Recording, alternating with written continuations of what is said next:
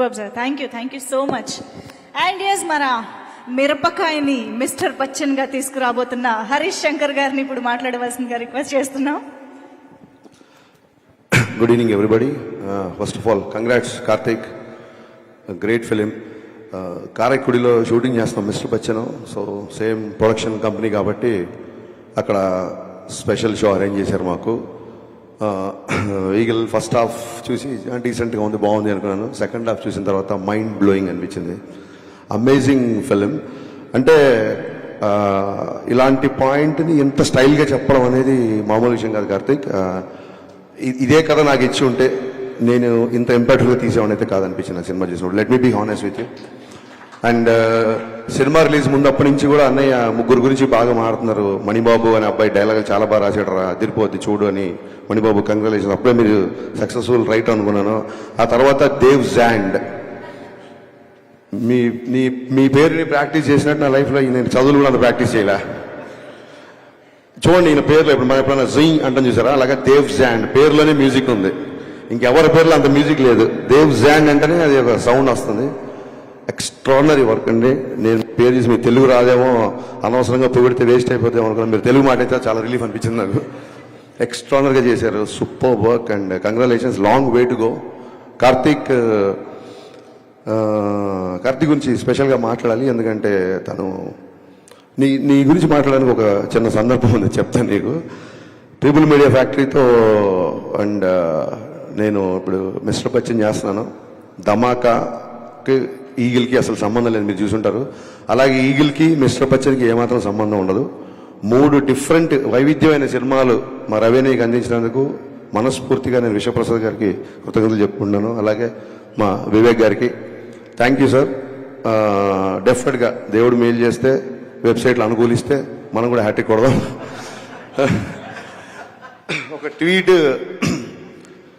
నాకు సినిమా చూసిన తర్వాత, అంటే మేము షూటింగ్లో ఉన్నాం కదా, సినిమా చూడలేదు, నైట్ సినిమా చూసాం. అందరిలాగే నేను కూడా సోషల్ మీడియాలో ఏంటి సినిమా అని చూస్తుంటే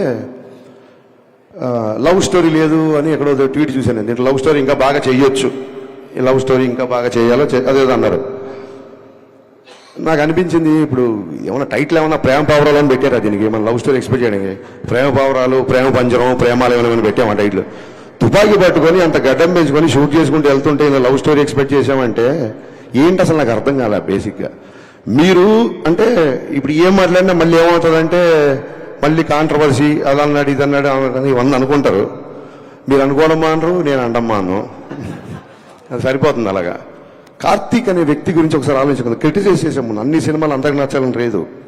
చాలామంది నా దగ్గరకు వచ్చి, సార్ మీ గబ్బర్ సింగ్ అంటే మీ మిరప కంటే షాక్ నచ్చింది అంటుంటారు. ఏం మాట్లాడి నేను తెల్లమో వేసుకొని నిలబడతా, నీలాంటి వాళ్ళు ఆ రోజు స్టేట్ అంతా ఉంటే బాగుండు అనుకుంటా. అన్ని సినిమాల్లో అందరికి నచ్చాలని రూల్ లేదు. ఈగల్ బాగా నచ్చిన వాళ్ళు ఉండొచ్చు, నచ్చిన వాళ్ళు ఉండొచ్చు, ఎలా ఉండొచ్చు. But should understand one thing, criticise చేసే ముందు తను ఒక ఎక్స్ట్రానరీ కెమెరామెన్. కార్తీక్ గెట్టం అనే వ్యక్తి ఒక ఎక్స్ట్రానరీ కెమెరామెన్, చాలా కంఫర్టబుల్. అతను కనుక సినిమాటోగ్రఫీ చేయాలనుకుంటే చేతిలో 10 సినిమాలు ఉంటాయి ఎప్పటికీ. నాకు తెలిసి చాలామంది నా దగ్గరకు వచ్చి మా అసిస్టెంట్స్ లేకపోతే యంగ్స్టర్స్ వచ్చి కథలు చెప్తే మేము డైరెక్షన్ చేద్దాం అనుకున్నప్పుడు కెమెరా అంటే కార్తీక్ కావాలి సార్ ఇంతమంది చెప్పారు నా దగ్గర. అతను చాలా కంఫర్టబుల్ పొజిషన్లో చాలా మంచి కెమెరామెన్గా పేరు సంపాదించుకొని అక్కడితో సంతృప్తి పడకుండా కష్టపడి డైరెక్టర్ అనే స్థాయికి వెళ్ళి మొత్తం ఒక మైండ్ బ్లోయింగ్ టేకింగ్తో ప్రపంచం అంతా మెచ్చుకునేలా ఇవాళ ఒక సినిమా తీశాడు. ఆ సినిమా ఎంత కలెక్ట్ చేస్తుంది, ఎన్ని రికార్డులు కొడుతుంది పక్కకు పెట్టే ముందు ఆ వ్యక్తిని క్రిటిసైజ్ చేసే ముందు ఇతని జర్నీ ఏంటి, ఇతను ఎందుకు ఈ సినిమా తీశాడు అని ఒక క్షణమన్నా మనం ఆలోచించాలి కదా. ఆ రకంగా ఆ మాట అనేసరికి నాకు నిజంగా చాలా ఫీల్ అయ్యాను. ఇంక అప్పటికి సినిమా చూడలేదు కాబట్టి ఏంటి లవ్ స్టోరీ అంటారని. తర్వాత ఆరాధిస్తే తెలిసింది ఈ బ్యాచే RRRలో రొమాన్స్ లేదని అన్నారంట. ఆ తర్వాత తెలిసింది నాకు. తర్వాత ఎవరు ఈ తాలూకు వ్యక్తి అంటే తర్వాత అని చెప్పారు. ఒక విషయం మనందరం మర్చిపోయామా లేదా మనలో కొందరు మర్చిపోయారా నాకు తెలియదు.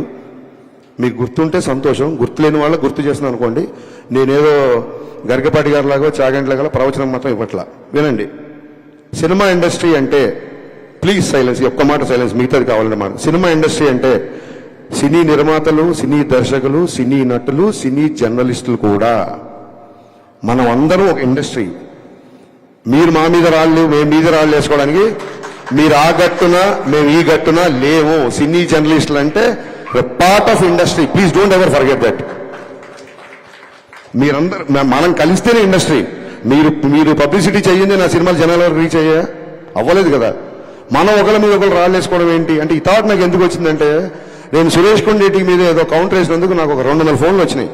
గబ్బర్ సింగ్ ఎన్ని ఫోన్లు వచ్చినాయి, ఆ రోజు అన్ని ఫోన్లు వచ్చినాయి.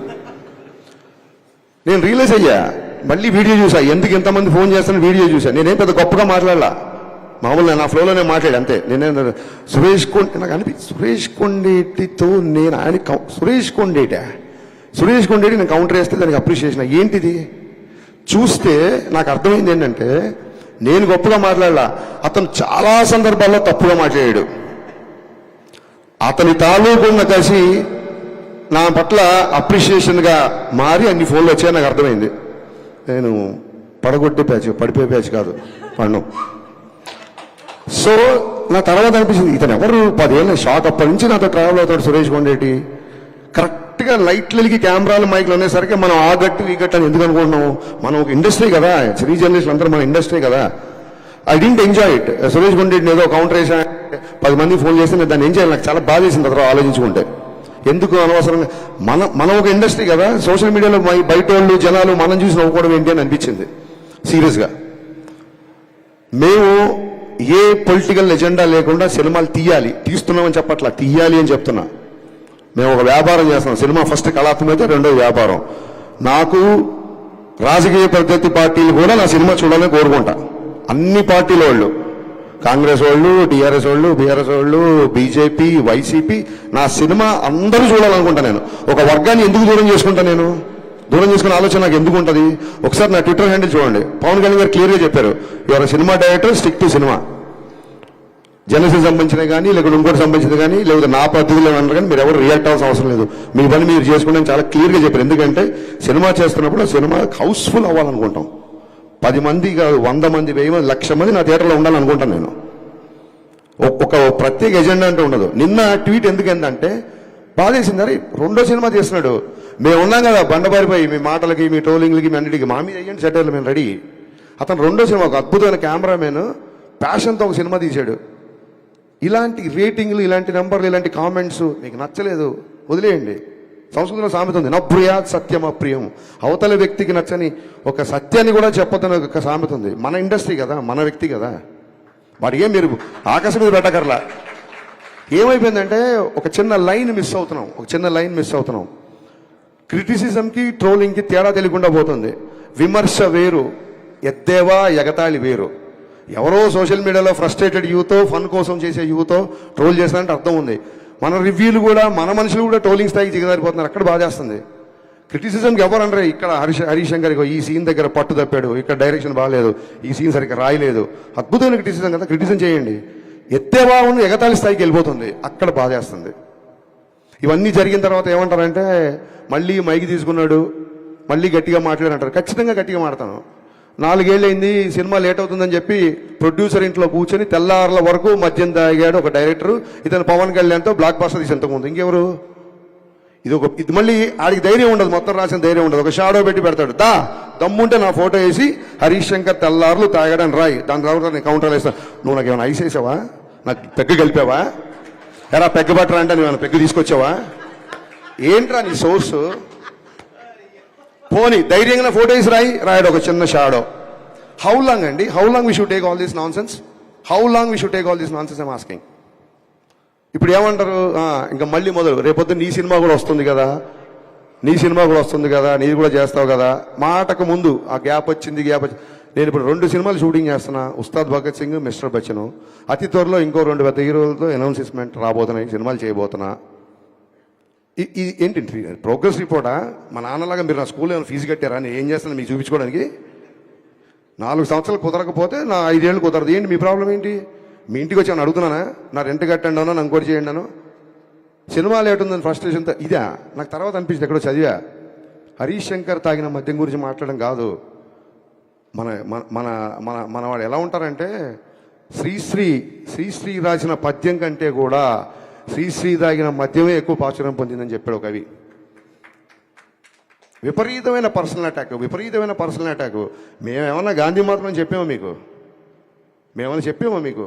విపరీతం అయిపోయింది నాకు. కార్తీక్ పరీక్షలో నేను ఆ విషయంలో చాలా ఫీల్ అయ్యా.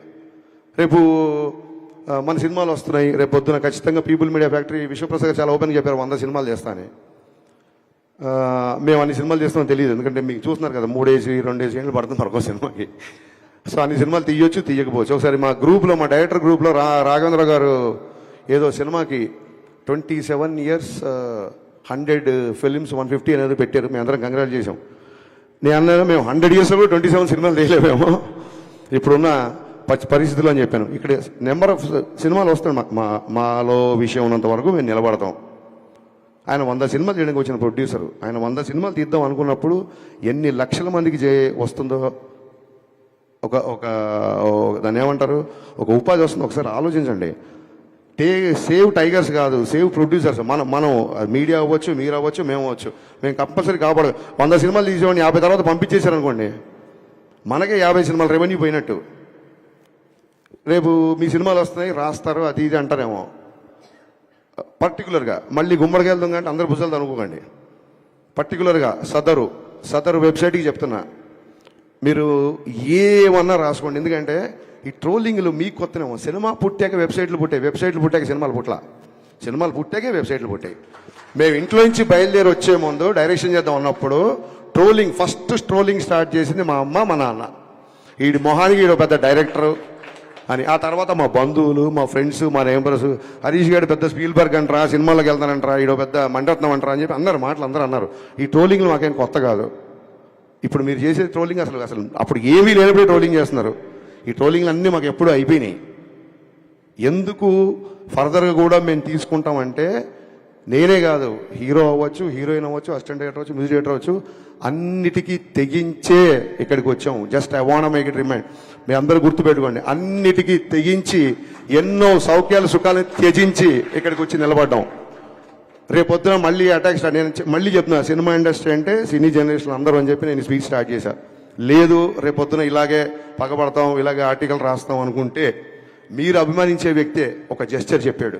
ఆ జెస్చర్ మీకు గుర్తు చేస్తున్నా, రాసుకోండి. Thank you.